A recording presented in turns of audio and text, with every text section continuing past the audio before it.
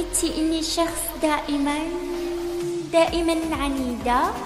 لما أشوف مثلا بنات ينقهرون مني أو يغيرون، أزيد من الشيء اللي يقهرهم فيني.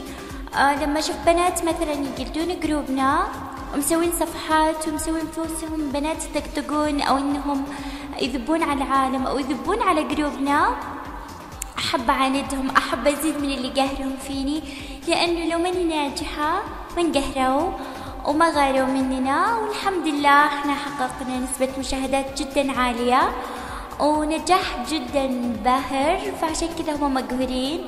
وفي بنات دخلوا يعني للآسف مسوين صفحات وقاعدين ينبحون، بصراحة احنا ما نعرفهم لأنهم نكات وهمية وجديدة، فأقول لهم موتوا بغيظكم ونحن مستمرين وجالسين على قلوبكم ونقهر زيادة، وقرب فلانة مستمرين دائما وأبدا.